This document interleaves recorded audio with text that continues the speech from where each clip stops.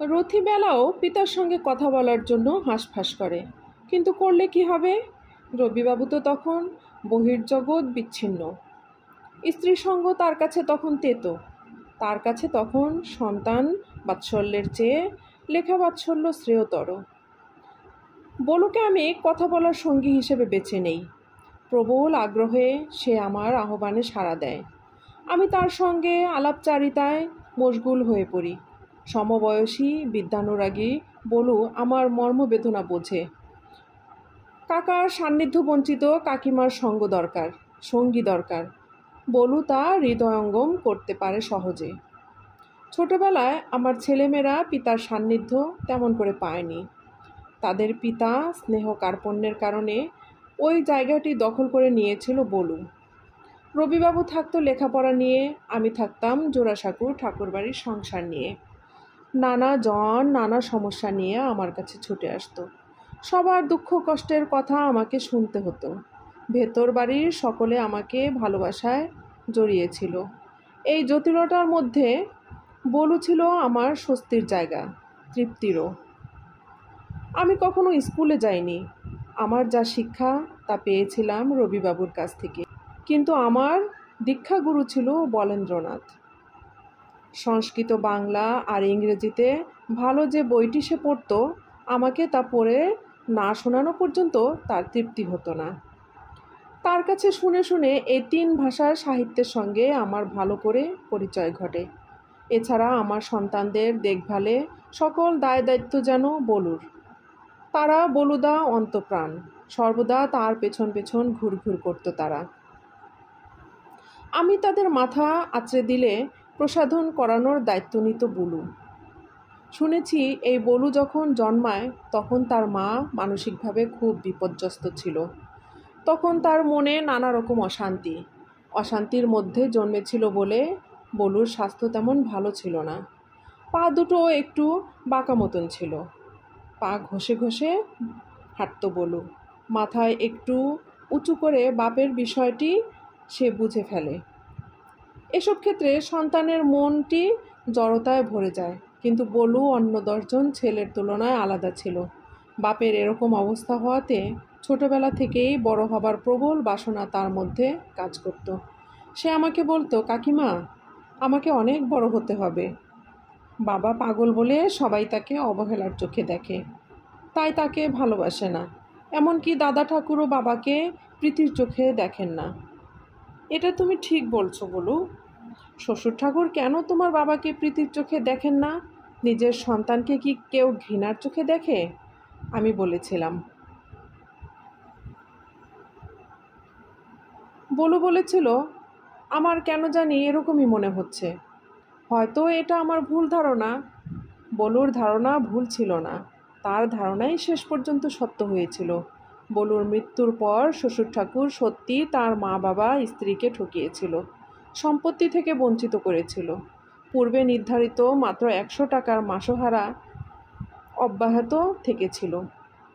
পদ্মাচরের কথা বলি। একদিন পদ্মার চরে একটি ঘটনা ঘটেছিল। এই ঘটনায় রবিবাবু ভীষণ ক্ষুব্ধ হয়ে উঠেছিল। সেই ক্ষোভের কথা আমি জানতে পেরেছিলাম ইন্দিরাকে লেখা রবিবাবুর চিঠি থেকে।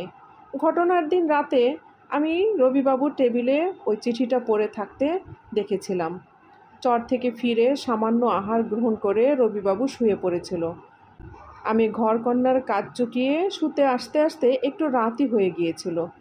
বাতি নেভাতে যাব, ওই সময় চিঠিটার উপর আমার চোখ পড়েছিল। খামে ঢোকানো নয়, চিঠিটা খোলা অবস্থায় টেবিলে পড়েছিল। কৌতূহলী হয়ে আমি ওটা পড়ে ফেলেছিলাম। পরে আমার মধ্যে তোলপাড় শুরু হয়ে গিয়েছিল। কি লিখেছেন রবিবাবু? ঘটনাটা এরকমের। এক বিকেলে রবিবাবুর আকাঙ্ক্ষা জাগলো পদ্মার চর ঘোরার। বোটে করে আমরা সেই চরে পৌঁছেছিলাম। বিস্তৃতর মধ্যে ছাড়া পেয়ে আমরা আত্মহারা। চরের বিশালতা আমাদের পেয়ে বসলো। যে যেদিকে পারে ছোটাছুটি শুরু করে দিল। সন্ধ্যের ছায়া নামতে শুরু করেছে তখন চরে। বৃহৎ চরের মধ্যে ছাড়া পেয়ে অনুচর সমেত ছোটরা যায় একদিকে, রবিবাবু অন্যদিকে। সহচারীকে নিয়ে আমি যাই অন্যদিকে। বলু যায় আমাদের সঙ্গে সঙ্গে। এক সময় সন্ধ্যের আধারে বালুকারাশি সমুদ্রে বলেন্দ্র, সহচারী আর আমি হারিয়ে গেলাম। গাঢ় অন্ধকার নেমে এলো। আমরা দিশে হারিয়ে ফেললাম। উদ্বেগাকুল হয়ে উঠল রবিবাবু। খোঁজাখুঁজির পর আমাদের পাওয়া গেল বোটে। তাতে রবিবাবুর ক্ষোভ কমল না। সে সময় কিছু বলেনি সে আমাকে, কিন্তু বোটে ফিরে সে মনের সকল ক্ষুব্ধতা ঝেড়ে দিয়েছে এই চিঠিতে। সে লিখেছে, মনে হতে লাগলো আত্মরক্ষার অসমর্থ যারা নিশ্চিন্তে ঘটায় তারা পরের বিপদ। স্ত্রী স্বাধীনতার বিরুদ্ধে দৃঢ় প্রতিজ্ঞ হয়ে উঠলুম। বেশ বুঝতে পারলুম বলু বেচারা ভালো মানুষ, দুই বন্ধনমুক্ত রমণীর পাল্লায় পড়ে বিপদে পড়েছে। চিঠির এই অংশটিতে রবিবাবুর পক্ষপাতিত্ব, আমার প্রতি তার কঠোর মনোভাবের কথা স্পষ্ট। হারিয়ে গেছে দুটি নারী আর একটা পুরুষ, তিনজনই বিপদে পড়েছি। কিন্তু রবিবাবুর কাছে মনে হলো বিপদটা শুধু একা বলুর, নারী দুটোর নয়।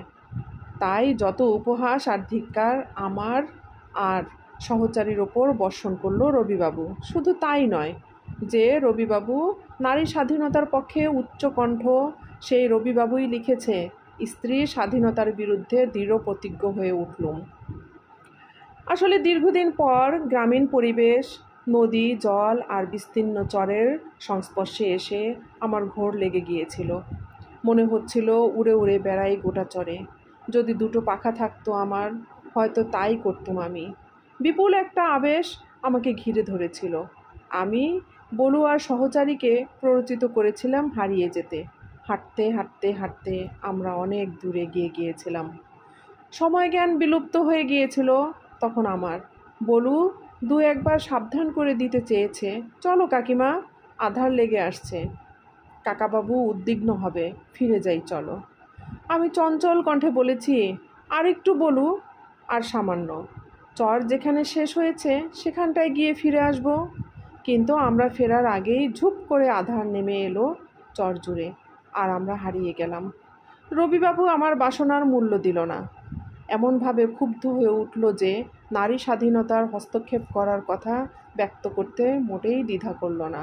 জীবনের বহু পথ হেঁটে হেঁটে আমি এই প্রত্যয় পৌঁছেছিলাম যে বলু আমার একজন সুহৃদ। সে আমাকে শুধু চোখ দিয়ে দেখেনি, হৃদয় দিয়েও দেখবার চেষ্টা করেছে। সে আমার সুখ দুঃখের অংশীদার ছিল। বলু কখনো আমার দিকে মুখ ফিরিয়ে নেয়নি। আমার সন্তানদের সে আপন ভাইয়ের মতো স্নেহ ভালোবাসায় আবৃত করে রেখেছিল আমৃত্যু। রবিবাবুকে নিজের পিতার জায়গায় বসিয়েছিল। সর্বাধিক আনুকূল্য পেয়েছি এই কনিষ্ঠ কাকাটির। বালক বয়স থেকেই বলুর সাহিত্যিক প্রতিভা বিকশিত হতে শুরু করেছিল। রবিবাবু বুঝতে পেরেছিল এই বালক একদিন তার গুণপনার পরিচয় দিতে সক্ষম হবে। সত্যি সত্যি বলু তার সক্ষমতার পরিচয় দিয়েছিল একদিন। ঋতুসংহার প্রবন্ধে বলুর সাহিত্যিক প্রতিভা সর্বাধিক প্রস্ফুটিত হয়েছিল। সাধনা পত্রিকার অন্যতম প্রাণপুরুষ ছিল সে। এই পত্রিকার সম্পাদক ও কার্যাধ্যক্ষ হিসেবে সুধীন্দ্রনাথ ও নীতীন্দ্রনাথের নাম থাকলেও প্রকৃতপক্ষে কাজ করত রবিবাবু আর বলু।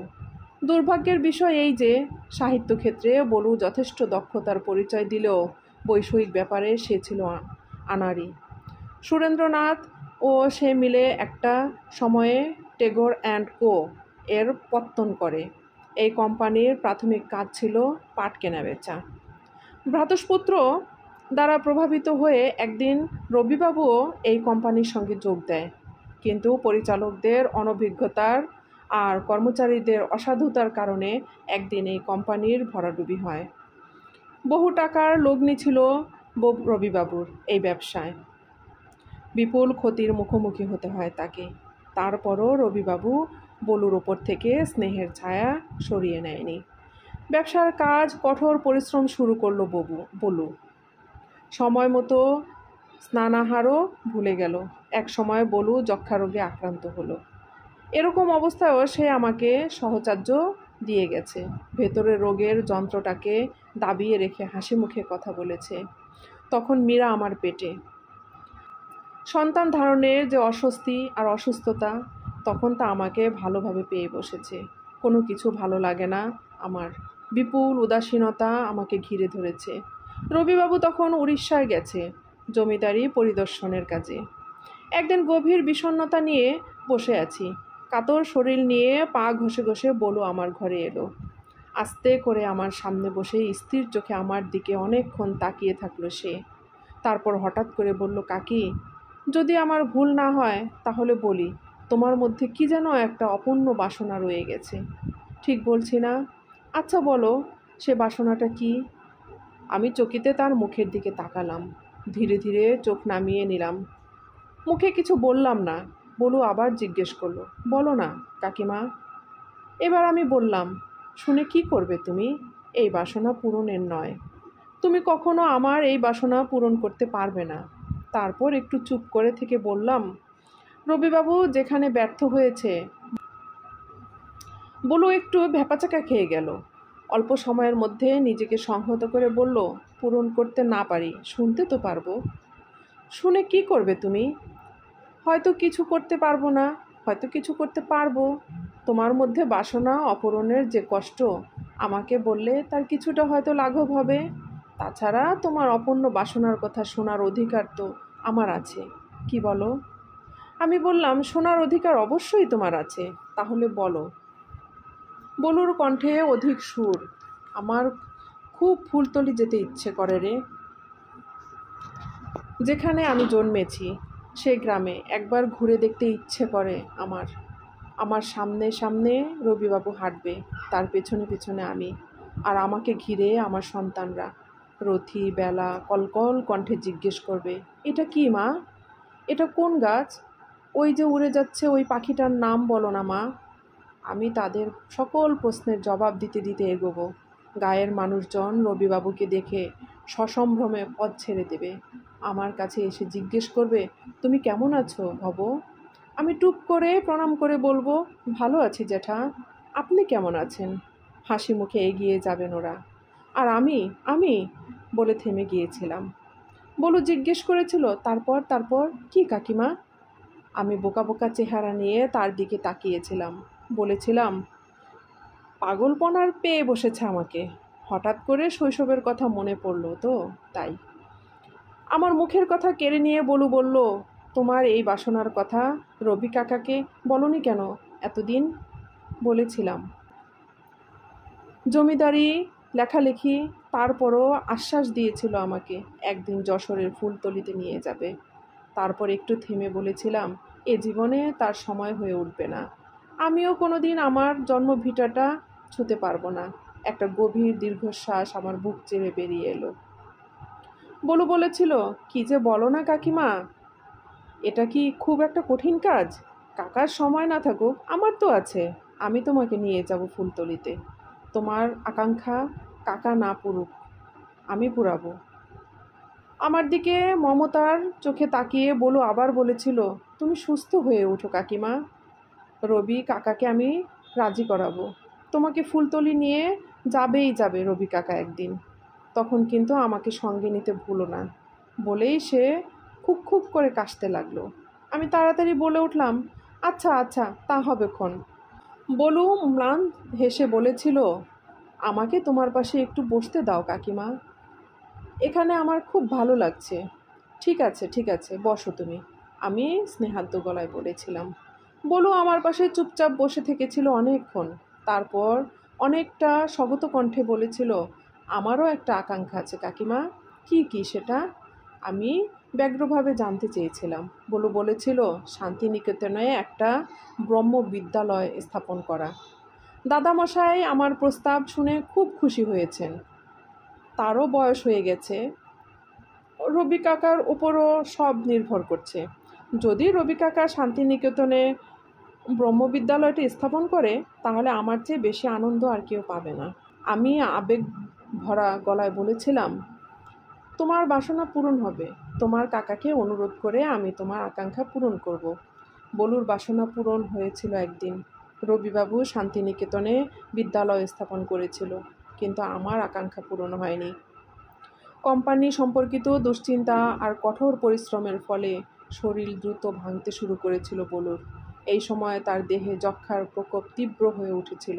অসহনীয় যন্ত্রণার মধ্যে দিন আর রাত কাটাতে লাগলো তার। আমার আকাঙ্ক্ষা পূরণের কথা নিয়ে ভাববার মানসিক অবস্থা তার হারিয়ে ফেলেছে বলু। আমি তখন ছেলে মেয়ে নিয়ে শিলাইদহে রবিবাবুর কলকাতায়। বলুর অসুস্থতার কথা রবিবাবু ও অবান্যের চিঠিপত্রেই যা পাই। জানতে পারি রবিবাবুর অদ্ভুত প্রথা অনুযায়ী অ্যালোপ্যাথি, হোমিওপ্যাথি আর কবিরাজি এই ত্রিধারায় চিকিৎসা চলছে বলুর। শহরে বড় বড় ডাক্তাররা তার চিকিৎসার দায়িত্ব নিয়েছে, কিন্তু কিছুতেই কিছু হচ্ছে না। বলুর দেহের উন্নতির তেমন লক্ষণ নেই। প্রবল যন্ত্রণায় সে দিন দিন কুঁকড়ে যাচ্ছে। তার শরীর ক্ষীণ থেকে ক্ষীণতর হচ্ছে। কাশতে কাশতে সে মেঝেতে লুটিয়ে পড়েছে। রক্তবমি হচ্ছে। শিলাইদহে আমি ছটফট করছি। বলুকে দেখার জন্য আমার ভেতরটা আকুলি বিকুলি করছে। আমি ঘন ঘন রবিবাবুকে চিঠি লিখছি, আমাকে নিয়ে যাও তুমি, আমাকে তুমি কলকাতায় নিয়ে যাও। বলুকে আমার খুব দেখতে ইচ্ছে করছে এখন। এই সময় তার পাশে থাকা উচিত আমার। লিখি আর কাঁদি। ছেলে মেয়ের যত্ন আত্তি করা ভুলে গেছি। নাওয়া খাওয়া বন্ধ করে দিয়ে অবিরাম কেঁদে যাচ্ছি। ঈশ্বরের কাছে জোর হাত তুলে বলছি, হে ঈশ্বর, তুমি আমার বলুকে ভালো করে দাও। আমার আয়ু দিয়ে তাকে বাঁচিয়ে রাখো প্রভু। বলু মায়ের একমাত্র সন্তান ঈশ্বর। প্রফুল্ল বৌদির বলেন্দ্র ছাড়া আর কেউ নেই প্রভু। পাগল স্বামী তার। সাহানা বিধবা হলে এক গভীর বেদনা নেমে আসে বলেন্দ্র পরিবারে। তুমি এই পরিবারটিকে ধ্বংস করো না প্রভু। আমার বলুকে ভালো করে তোলো। মাধুরীলতা চিঠি লেখে তার বাবাকে, বাবা, চিঠি দিয়ে বলু দাদার ভালো হয়ে ওঠার সংবাদটি জানাও। মা গত 3-4 দিন কেঁদে কেটে অস্থির। খাওয়া ঘুম ছেড়ে দিয়েছে মা। রবিবাবু চিঠি দেয় মেয়েকে, লেখে, তোমার মাকে উদ্বিগ্ন হতে বারণ করো। বলুর অবস্থা তেমন খারাপের দিকে না, ধীরে ধীরে সুস্থ হয়ে উঠবে সে। এই চিঠি মাধুরীলতার হাতে পৌঁছানোর 2 দিন আগেই বলু পৃথিবীর মায়া ত্যাগ করে পরপারে চলে যায়। 29 বছর পূর্ণ হবার আগেই সে চলে যায়। আমার জীবনের অপূরণীয় ক্ষতিটি হয়ে যায়। এখন আমি কাকে বোঝাবো আমার নিত্যদিনের সুখ দুঃখের কথা? কে আমার পুত্রকন্যাদের পরম মমতায় কাছে টেনে নিবে? কে এখন থেকে আমাকে সঙ্গ দেবে? কার সান্নিধ্যে আমার ভিতরের যত অতৃপ্ত আর হাহাকার ভুলবো? আমার সব শেষ। পৃথিবীর সকল কিছু আমার কাছে নিতান্ত নগণ্য বলে ঠেকছে। যে আমার জীবনে পরম গ্রহণীয় ছিল, ঈশ্বর তাকে কেড়ে নিল আমার কাছ থেকে। এই আকস্মিক আঘাত সইবার শক্তি আমাকে দাও প্রভু। বলুর মায়ের পুত্রশোক কমিয়ে দাও। ঈশ্বর, সাহানার মনের জোর বাড়িয়ে দাও। আমি আকুল হয়ে চিঠি লিখি রবিবাবুকে, আমাকে ফিরিয়ে নিয়ে যাও কলকাতায়। বলুর মৃত মুখ দেখলাম না, তার চিতা যাতে আমি দেখতে পাই। কবির কোনো জবাব আসে না। আমি পথ চেয়ে থাকি রবিবাবুর আগমনের আশায়। আশা তো দূরের কথা, আমার চিঠির কোনো জবাব পর্যন্ত দিল না রবিবাবু। অসীম হাহাকারের মধ্যে আমি ডুবে থাকলাম। 1 দিন যায়, 2 দিন যায়, এইভাবে 10-10টা দিন পেরিয়ে গেল। বলুর শ্রাদ্ধ চুকে গেল। রবিবাবু আমাদের কাছে এসে পৌঁছালো শ্রাদ্ধের আরও 2 সপ্তাহ পরে। শ্রাদ্ধ সম্পন্ন করা আর রবিবাবুর শিলাইদহে আসার মাঝামাঝি সময়ে তার একটা চিঠি আমার হাতে পৌঁছায়। তাতে গীতার উল্লেখ করে সে আমাকে বিষাদ আর ক্রোধ থেকে মুক্ত থাকতে উপদেশ দিয়েছে। রবিবাবুর উপদেশ শুনে আমার কি লাভ, যার জন্য আমার প্রাণের ভিতরে আলাদা একটা জায়গা নির্দিষ্ট আছে। মৃত্যুর সময় তার কাছে থাকতে পারলাম না। এর চেয়ে বড় কষ্টের ব্যাপার আর কি হতে পারে? রবিবাবুর উপদেশ আমার অন্তর বেদনাকে প্রশমিত করতে পারল না। এক বিপুল ক্ষোভ আমার মধ্যে ঘূর্ণিত হতে থাকলো। রবিবাবু বলুর মৃত্যুর কাছে আমাকে নিয়ে গেল না। মৃত্যুর পরপর তো আমাকে কলকাতায় নিয়ে যাওয়ার ব্যবস্থা করতে পারত। আচ্ছা, না নিয়ে যাক, শ্রাদ্ধ চুকিয়ে সে তো তাড়াতাড়ি শিলাইদহে চলে আসতে পারত। কিন্তু এর কোনোটাই করেনি রবিবাবু। সে যদি শিগগিরই আমার কাছে চলে আসতো, তাহলে আমার ভিতরের তীব্র বেদনা স্বামী সান্নিধ্যে কমে আসতো। সান্ত্বনা দেওয়ার লোককে কাছে পেতাম আমি। স্বামীর প্রত্যক্ষ সান্ত্বনায় আমার শোক বিহ্বলতা অনেকটা কমে আসতো। রবিবাবু তাড়াতাড়ি না ফিরে আমাকে বঞ্চিত করেছে। সে বঞ্চনা কি রবিবাবুর ইচ্ছাকৃত? ইচ্ছে করেই কি সে আমাকে বলেন্দ্রর অন্তিম সান্নিধ্যে পেতে দেয়নি? যদি তাই হয়, তাহলে কেন? রবিবাবু কি বলু আর আমার সম্পর্কের ঈর্ষার চোখে দেখত, অথবা অন্য চোখে? বলুর মৃত্যুর 2 বছর পর্যন্ত আমি এ প্রশ্নের উত্তর খুঁজবার চেষ্টা করে গেছি, কিন্তু রবিবাবুর মনের হদিস পাইনি। একদিন উত্তর এসে আমার কাছে ধরা দিল। বলুর মৃত্যুর 2 বছর পর রবিবাবু এক গল্প লিখল ভারতীয় পত্রিকায়। গল্পটির নাম নষ্টনীড়। ভূপতি নামের একজনকে নিয়ে গল্পটির শুরু। ভূপতি একটা ইংরেজি দৈনিকের প্রতিষ্ঠাতা সম্পাদক। পত্রিকাটির জন্য সে উৎসর্গকৃত প্রাণ। সংসারের দিকে মনোযোগ দেওয়ার সময় নেই তার। বালিকাবধূ চারুলতা দিনের পর দিন তার সান্নিধ্য লাভের আকাঙ্ক্ষায় অপেক্ষা করে। জীবনের বসন্তগুলো উদার নিঃসঙ্গতায় কাটতে থাকে চারুলতার। স্বামীর অবহেলার অবসরে চারুলতার জীবনে আসে অমল। অমল ভূপতির পিসতুত ভাই। দুজনের মধ্যে ভালোবাসাবাসি গভীর থেকে গভীরতর হয়। ভূপতি চারুলতার দাম্পত্য জীবনের ট্র্যাজেডি নষ্টনীড় গল্পের মূল বিষয়। গল্পের সম্পাদক তো রবিবাবু স্বয়ং, কিন্তু গল্পের অমলকে, কার ছায়া অবলম্বনে চারুলতা চরিত্রটি তৈরি করছে রবিবাবু? গল্পে দেবর বৌঠানের যে কাহিনী, তা রবিবাবু কাদম্বরীর পুরাতন সম্পর্কের প্রতিচ্ছবি। গল্পটি প্রথমবার পড়ে আমার তাই মনে হয়েছিল, কিন্তু এখন মনে হচ্ছে অন্য। গল্পের সম্পাদক ভূপতি যে স্বয়ং রবিবাবু, তাতে কোনো সন্দেহ নেই, কিন্তু স্বামীসঙ্গ বঞ্চিত চারু যে আমি, তাই গল্পে স্পষ্ট। আর অমল চরিত্রটি রবীন্দ্র আর বলেন্দ্র মিশেলে তৈরি। আমার আর বলুর সহস্তর সম্পর্কটিকে কুটিল উপায়ে দেবর বৌঠানের সম্পর্কে রূপান্তরিত করেছে রবিবাবু। আরেকটা ব্যাপার এখানে উল্লেখ্য দাবি রাখে। নষ্টনীড় এর অমল ভূপতি চারুর কাছে থেকে বিদায় নিয়ে বিদেশে চলে যায়, আর বাস্তবে বলু আমার আর রবিবাবুর কাছ থেকে চিরবিদায় নিয়ে পরপারে চলে যায়। গল্পের চরিত্র পরিণতি কাহিনী কিসের ইঙ্গিত করে? আমার সম্পর্কে রবিবাবুর মনের কোন চিত্রটি তুলে ধরে গল্পটি?